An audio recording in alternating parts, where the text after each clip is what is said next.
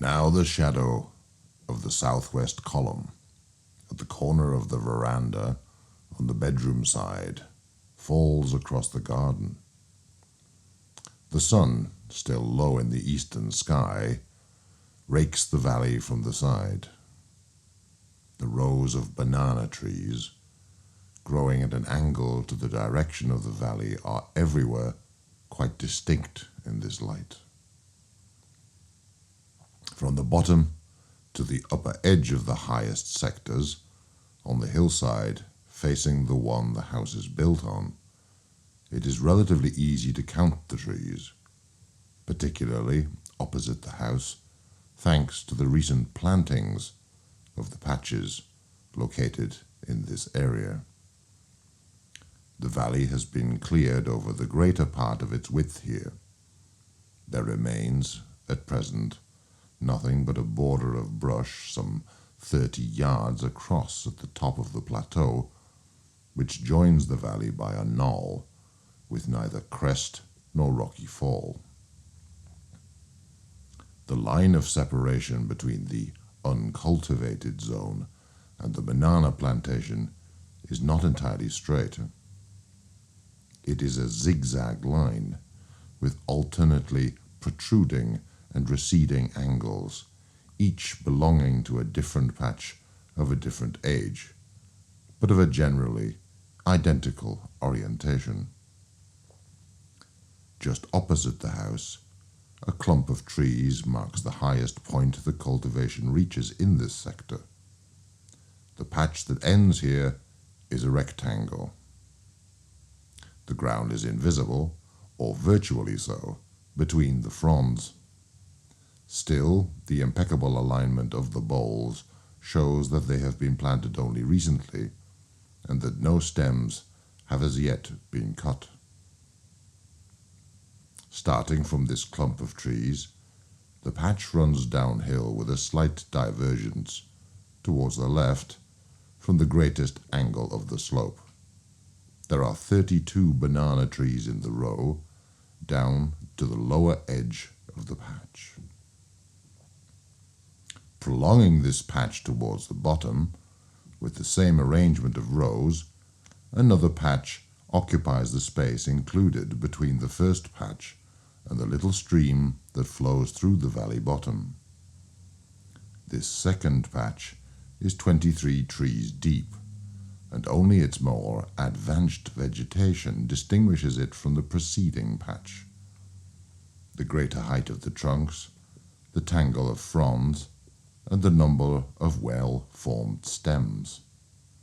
Besides, some stems have already been cut.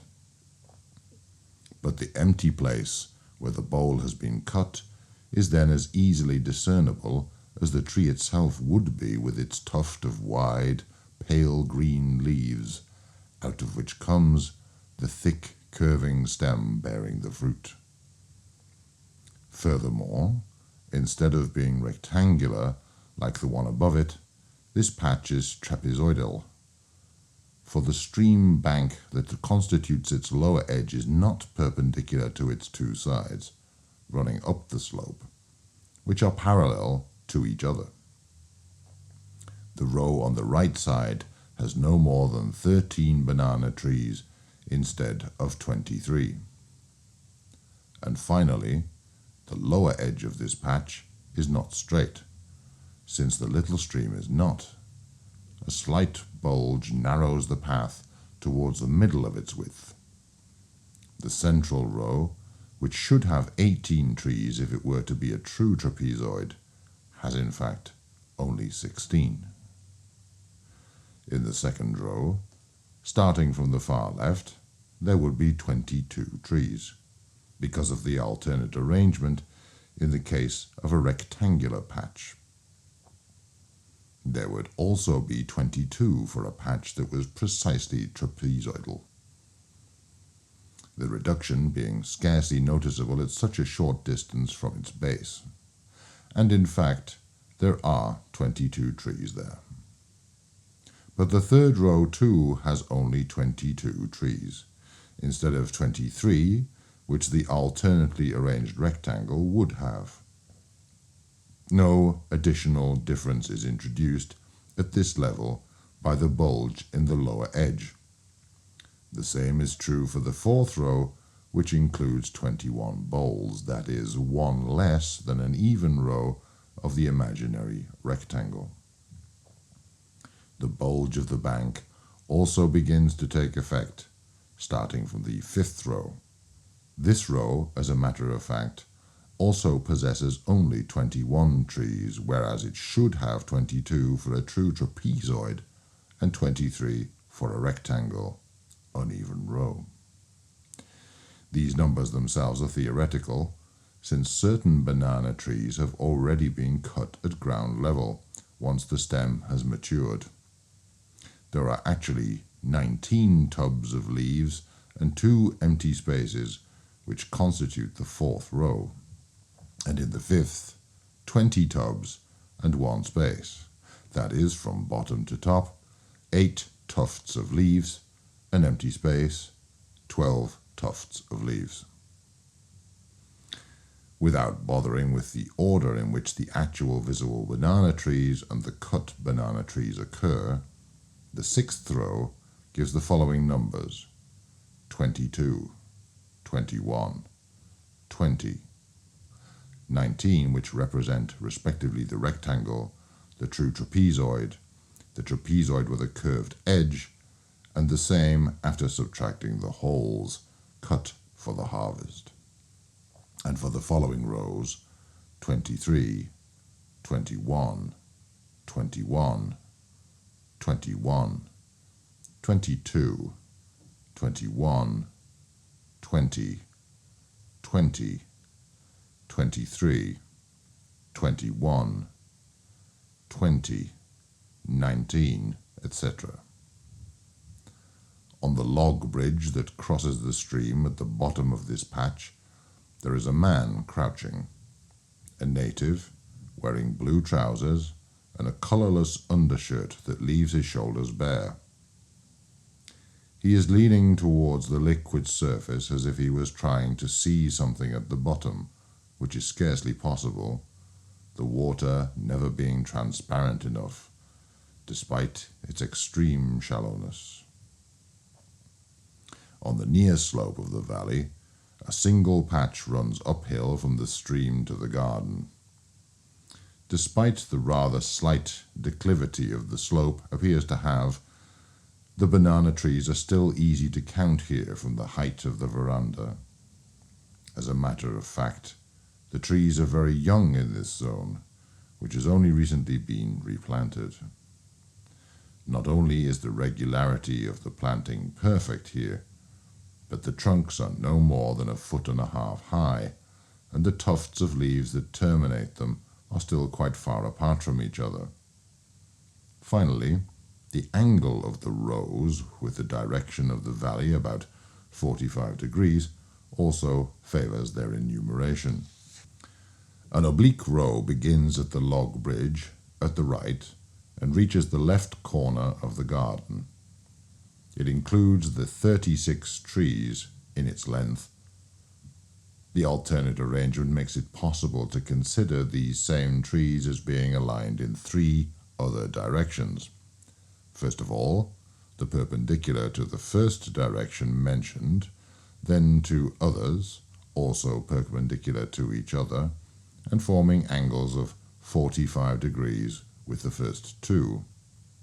These last rows are therefore respectively parallel and perpendicular to the direction of the valley and to the lower edge of the garden.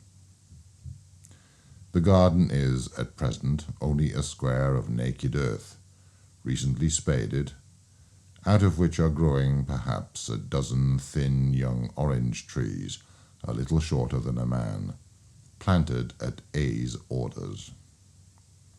The house does not occupy the whole width of the garden. Therefore, it is isolated on all sides from the green mass of the banana trees. Across the bare ground, in front of the west gable end, falls the warped shadow of the house. The shadow of the roof is linked to the shadow of the veranda by the oblique shadow of the corner column. balustrade here forms a barely perforated strip, whereas the real distance between the balusters is scarcely smaller than the average thickness of the latter. The balusters are of turned wood, with a median hip and two accessory smaller bulges, one at each end.